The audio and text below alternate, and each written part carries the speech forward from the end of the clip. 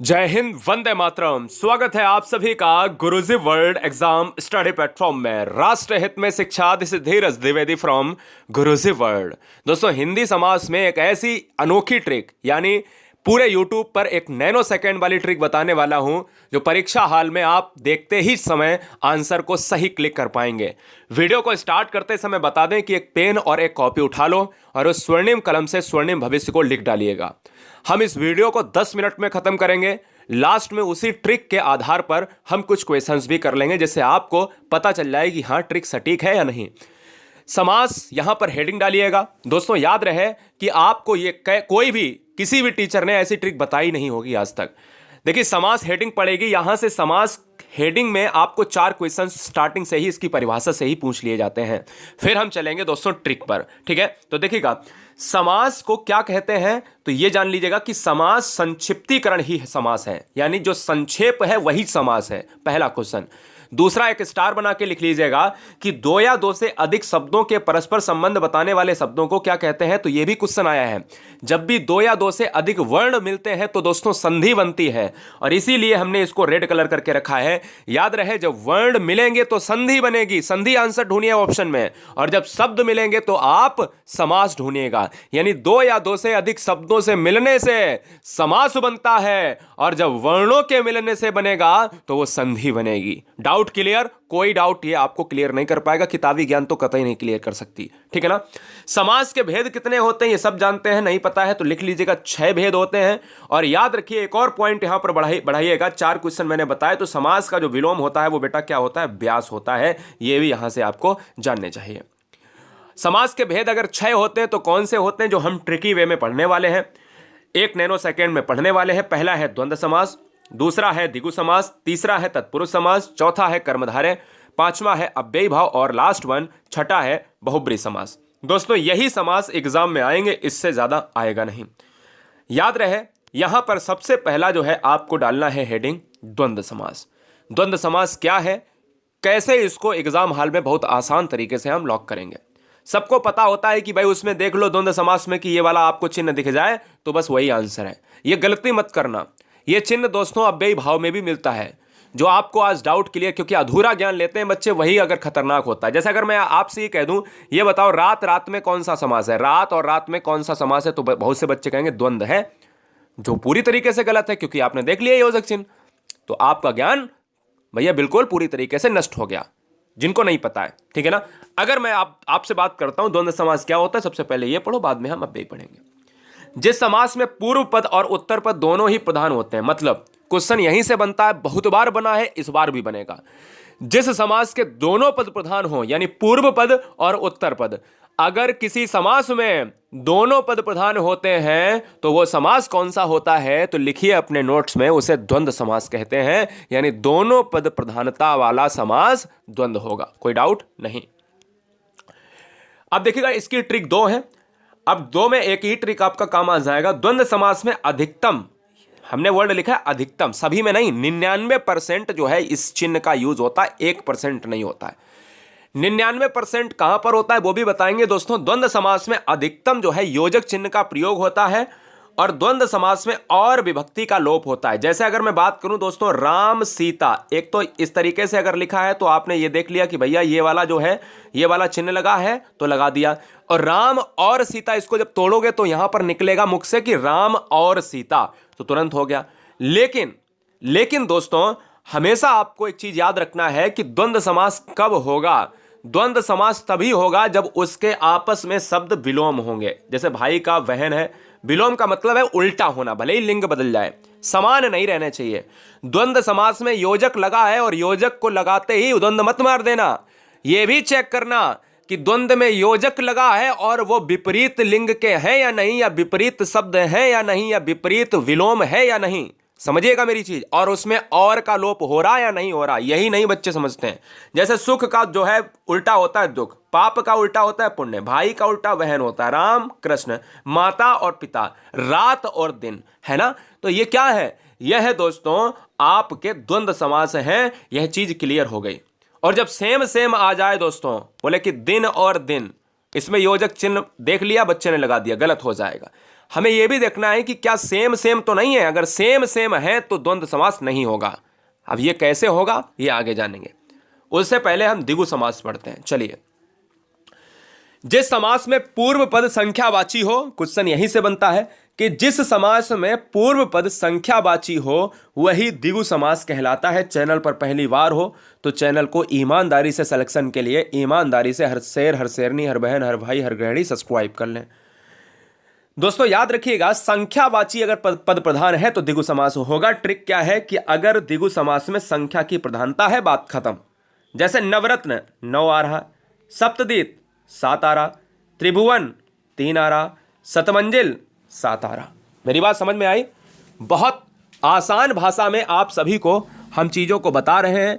कोई बच्चा ये नहीं कह सकता है कि भैया हमारा कोई क्वेश्चन गलत हो गया। जहां पर डिजिट होगा वहां पर बेटा क्या होगा, द्विगु समास हो जाएगा। कर्मधारय, कर्मधारय क्या है? चलिए कर्मधारय पढ़ लेते हैं और फिर आपको बताते हैं वो दिन दिन और रात रात वाला जो योजक चिन्ह वाला समस्या थी वो कहां पर आपको लगानी है, वो भी डाउट क्लियर करेंगे। कर्मधारय समास क्या होता है? कर्मधारय समास हर क्वेश्चन की परिभाषा, हर समास की परिभाषा से एक क्वेश्चन पूछा जाता है जो बच्चों को पता होना चाहिए। वीडियो लाइक जरूर कर लेना अगर अच्छा लग रहा हो, और नहीं अच्छा लग रहा है तो मस्ती से पढ़ते रहो। जिस समास में पूर्व पद विशेषण होता है उत्तर पद विशेष से होता है। अब आपको समझी में नहीं आएगा क्योंकि यही तो किताब में लिखा है। याद रहे, जो समास किसी शब्द की विशेषता बताए, हमेशा एक ट्रिक याद रखो अपने दिमाग में कि कोई भी समास आपसे पूछा जाए तो उस शब्द को, जैसे काली मिर्च है, उस शब्द को तोड़ लो 2 भागों में। काली प्लस मिर्च, भले ही ना टूटे फिर भी तोड़ लो अपने मन से, भले ही ना टूटे। जैसे पीछे हमने समास पढ़ाया तो जैसे बोला नवरत्न, 9 तोड़ लिया और रत्न तोड़ लिया। कितने रत्न है? 9। संख्या आई है, बोले द्विगु समास हो जाएगा। समस्या क्लियर हो गई। ऐसे ही कोई भी शब्द आपके सामने आए तो उसको तोड़ लो।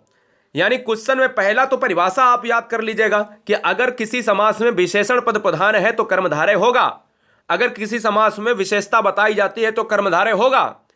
अब ट्रिक देखिएगा, विशेषता बताने वाले को कर्मधारय कहते हैं, यही ट्रिक है। अब बोले सर कैसे पहचानेंगे? मैंने कहा शब्दों को तोड़िए, लिखिए आंसर, लिखिए वहां पे क्वेश्चन लिखिए एग्जांपल में कि काली मिर्च। अब मैंने अगर लिखा भी भाई कि काली है और एक तरफ लिखा मिर्च है, क्लियर है? तो ये मिर्च कैसी है दोस्तों? काली है। ये मिर्च की विशेषता है कि वो काली है।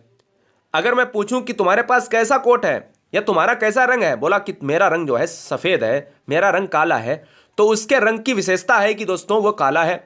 या मैं कहूं कि रमेश जो है बहुत ईमानदार लड़का है, तो उसकी क्या विशेषता है कि वो ईमानदार है। इसी तरीके से इस मिर्च की क्या विशेषता है? लाल है, नीली है, पीली है, हरी है। तो लाल मिर्च जो है कैसी है? या तो लाल होगी, लाल मिर्च भी कहीं ना कहीं कर्मधार है, काली मिर्च भी कहीं ना कहीं कर्मधार है। इसी तरीके से कमल कैसा है? नीला है ना? तो दोस्तों याद रखिएगा, यहां पर पीतांबर को आप थोड़ी देर के लिए अभी हटा दीजिएगा। पीतांबर क्यों हटा दीजिएगा मैं बताऊंगा। चंद्रमुखी, मुख कैसा है? चंद्रमा सा। सिंपल सी बात समझिएगा, सिंपल सी बात समझिएगा। अब पीतांबर दोस्तों क्यों? पीतांबर देखिएगा, पीला है अंबर कह सकते हो, लेकिन पीतांबर जब आपके ऑप्शन में बहुब्री ना हो तब आप कर्मधारय लगाइएगा। अभी मैं बताऊंगा कर्मधारय और बहुब्री में क्या फर्क है। सबसे पहले वो आपको जो है ये वाला डाउट क्लियर कर देते हैं जो मैंने वहां पर बताया कि द्वंद्व समास में क्यों ना लगाएं। जो योजक चिन्ह वाला है ये अधूरा ज्ञान आपका खत्म करते हैं।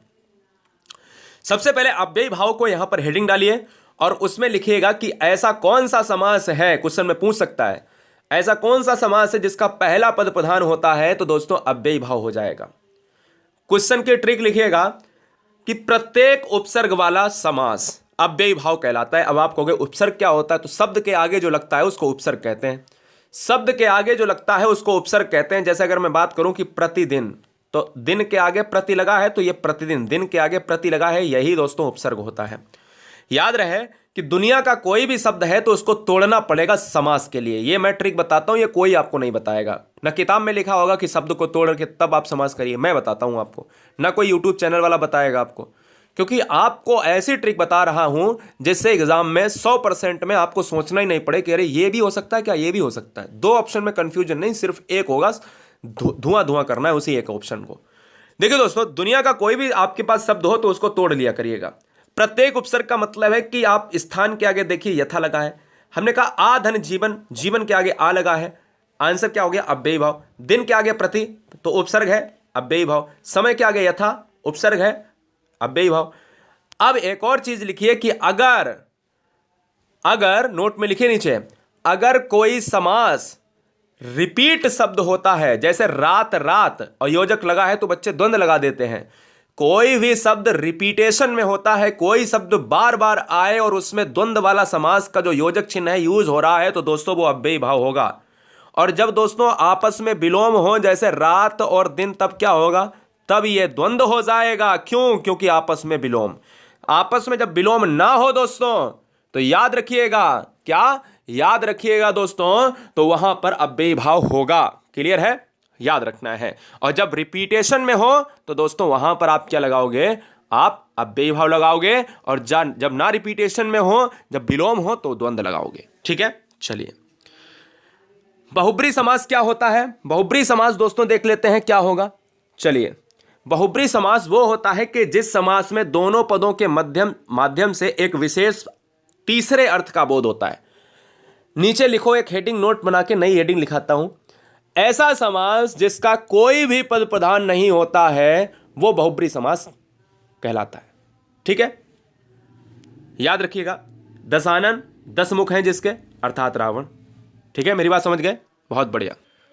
दोस्तों आप समझ गए होंगे कि कहीं ना कहीं जो समास होता है बहुब्री में, वो तीसरे पद की प्रधानता की बात करता है। तीसरा अर्थ निकलना चाहिए, जैसे उस शब्द में कुछ नहीं है। जैसे अगर हमने बात करें, फिर से मैं रिपीट कर रहा हूं, दशानन 10 मुख हैं जिसके, अर्थात रावण। दशानन में रावण का तो जिक्र नहीं है, लेकिन आनन का मतलब है कि 10 मुख हैं, तो एक ही बंदा है, और एक बंदा है वो रावण। नीलकंठ भगवान किसकी, शंकर की बात कर रहा है। नीलाकंठ है जिसका लंबा है उधर, भगवान गणेश जी। गिरधर, गिरि को धारण करने वाले, अर्थात भगवान श्री कृष्ण। इन सभी में शिव जी हुआ, रावण हुआ, या गणेश जी हुए, श्री कृष्ण। इन ये क्वेश्चन पूछा जाएगा, लेकिन क्या इसमें ये जिक्र है? नहीं है। क्या नीलकंठ में भगवान शिव का जिक्र है? नहीं है। इसको निकालना पड़ेगा, इसको भी निकालना पड़ेगा, इसको भी निकालना पड़ेगा। बहुब्री तो बहुत आसान होता है। अब दोस्तों तत्पुरुष की अगर मैं बात करूं, तो आपको मैं बता दूं, यहां पर आपको 4 यहां 5 कर लेना। ठीक है ना, छठा हो गया था, 5 कर लेना बहुब्री में। छठा है तत्पुरुष। जिस समास में पूर्व पद गौड़ तथा उत्तर पद प्रधान हो, तत्पुरुष समास कहलाता है। यानी पहला पद जिसमें पूर्व पद प्रधान होगा तो वो दोस्तों आपका अव्ययी भाव, जिसमें उत्तर पद प्रधान होगा वो तत्पुरुष। ध्यान दीजिएगा, मेरी बात ध्यान दीजिएगा। अगर क्वेश्चन में पूछा जाए पहला पद प्रधान तो अव्ययी भाव, दूसरा पद प्रधान तो तत्पुरुष, दूसरे पद को ही उत्तर पद कहते हैं। तत्पुरुष समास के 6 भेद होते हैं। एक कर्म तत्पुरुष, करण तत्पुरुष, संप्रदान तत्पुरुष, अपादान तत्पुरुष, संबंध तत्पुरुष और अधिकरण तत्पुरुष। क्वेश्चन में यहीं से पूछा जाता है। तत्पुरुष थोड़ा सा आपको कठिन लगता है जब क्वेश्चन में ये पूछ देता है कि ये बताओ रोगग्रस्त में कौन सा समास है। ठीक है ना, और ऑप्शन में आपको ये 4 ऑप्शन दे देगा, इनमें से है तो तत्पुरुष, लेकिन कौन सा तत्पुरुष है। अगर आपसे कह दे कि रोग मुक्त में कौन सा समास है, तो भैया दिक्कत है। रोगग्रस्त में अगर देखा जाए तो करण भी आ जाता है, और रोग मुक्त की बात जब कोई चीज़ अलग हो रही, रोग बिल्कुल जा रहा है, मुक्त हो रहा है शरीर से, तो अपादान तत्पुरुष, क्योंकि से आ रहा है। समझिए ट्रिक क्या है कर्म तत्पुरुष में, तो कर्ता ने कर्म को, हमेशा कर्म के साथ जो आपका विभक्ति होता है वो को का लोप होता है। जैसे मतदाता, मत को देने वाला, आंसर क्या होगा, कर्म तत्पुरुष। गिरह कट, गिरह को काटने वाला, आपको उसका अर्थ निकालना होगा। गिरह को काटने वाला, तो को आया है, को आया है तो कर्म हो जाएगा। यहीं पर कर्ण तत्पुरुष, कर्ण तत्पुरुष में से आता है, विभक्ति क्या है, से। जहां कर्ण कारक चिन्ह का उपयोग हो और से विभक्ति का प्रयोग हो, लिख लीजिएगा। जन्मजात में समास कौन सा है। अब 4 ऑप्शन दे दे, कर्म तत्पुरुष, अधिकरण तत्पुरुष, कर्ण तत्पुरुष या कर्म तत्पुरुष या कर्ता तत्पुरुष, जो कुछ भी आपको दे फिलहाल। तो वहां पर अगर आपको यहां पर करना पड़ेगा कि भाई जन्मजात तो जन्म से उत्पन्न, तो जहां पर से आएगा वहां पर कर्ण तत्पुरुष। याद रहे कि अलग नहीं हो रहा है।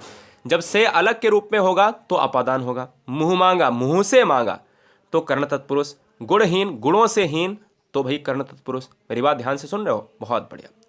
संप्रदान तत्पुरुष का मतलब क्या है जान लेते हैं। जहां संप्रदान कारक चिन्ह का लोप होता है, संप्रदान कारक चिन्ह का मतलब होता है कि कोई के लिए की बात कर रहा है, के लिए, ठीक है ना। और के लिए का मतलब होता है कि संप्रदान कारक होगा। आप संप्रदान तत्पुरुष को संप्रदान कारक से जोड़िए।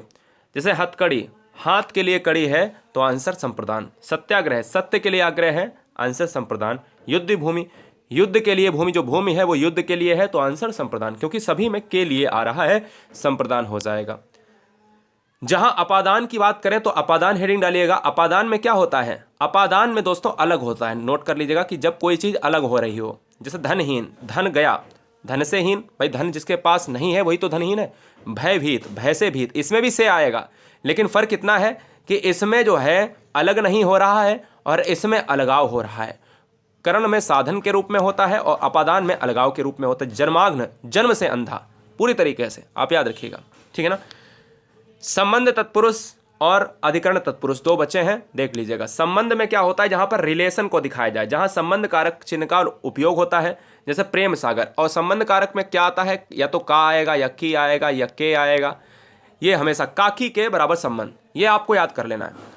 याद रहे कि को आता है कर्म में, इसमें देखिए को कहीं नहीं है। संबंध तत्पुरुष में प्रेम सागर, प्रेम का सागर, काकी के आए अगर तो संबंध तत्पुरुष होगा। दिनचर्या, दिन की चर्या, संबंध तत्पुरुष। भारत रत्न, भारत का रत्न, संबंध तत्पुरुष, क्योंकि का की का इस तरीके से अगर आ रहा है तो संबंध तत्पुरुष होगा। अधिकरण तत्पुरुष में क्या होता है, तो अधिकरण तत्पुरुष की जो विभक्ति होती है वो में होती है, पर होती है। नोट कर लीजिएगा, जो मैं लिख रहा हूं उसको नोट करिए। जहां अधिकरण कारक चिन्ह का प्रयोग हो, मतलब यही तो चिन्ह है, यही तो चिन्ह है। और इसमें कौन से चिन्ह थे, काकी के, जो मैंने लिखाया है आपको। जैसे नीति निपुण, नीति में निपुण में आया है, अधिकरण हो जाएगा। आत्मविश्वास, आत्मा पर विश्वास, अधिकरण हो जाएगा। घोड़े पर सवार, घोड़े पर सवार, अधिकरण तत्पुरुष हो जाएगा। तो चलिए हम दो क्वेश्चन करते हैं कि किस समास में शब्दों के मध्य में संयोजक शब्द का लोप होता है। अब देखते हैं कि भाई आपने कितना पढ़ा है। तो हमने कहा कि संयोजक शब्द का जो प्रयोग होता है वो किसमें होता है, योजक चिन्ह की बात करें। अब ध्यान रहे, योजक चिन्ह केवल द्वंद्व समास में ही प्रयोग होगा। वो एक अपवाद के रूप में अव्ययी भाव की बात करता है, क्योंकि क्वेश्चन की परिभाषा ही द्वंद्व समास की है, जहां पर योजक चिन्ह प्रयोग हो, संयोजक चिन्ह प्रयोग हो। वो हमारे पूर्व पद संख्यावाची शब्द है, तो आंसर सिंपल सा है कि द्विगु समास हो जाएगा, क्योंकि कहीं ना कहीं हमारा संख्यावाची जो डिजिट बताता है वो ऑप्शन डी हो जाएगा। एक और कर लेते हैं, जन्माग्न। तो मैंने कहा जन्म से अंधा, तो से किसमें आएगा, तत्पुरुष में आ जाएगा। इसी तरीके से यथा स्थान, अगर कोई दुनिया का कोई भी शब्द है, अगर उसमें उपसर्ग लगा स्थान के आगे तो उपसर्ग लगा है तो वो अव्ययी भाव तो जाएगा, तो लेकिन उसका विग्रह क्या होगा, स्थान के अनुसार, है ना। एक और कर लेते हैं, जिस समास में दोनों पदों के माध्यम से एक विशेष तीसरे अर्थ का, भाई दोनों पदों के माध्यम से तीसरा अर्थ निकले, तो मैंने कहा था दशानन, लंबोदर, तो क्या हो जाएगा, बहुप्री हो जाएगा। ये वीडियो कैसी लगी आप सभी कमेंट बॉक्स में जरा जरूर बताइए। नीचे टेलीग्राम की लिंक है, पीडीएफ को प्राप्त करने के लिए गुरुजी वर्ल्ड का टेलीग्राम ग्रुप ज्वाइन करें। हर बहन हर भाई लाखों की संख्या में जुड़े हुए हैं। जय Hind, Vande Mataram. Super fast video के लिए गुरुजी वर्ल्ड आपका हमेशा स्वागत करता है।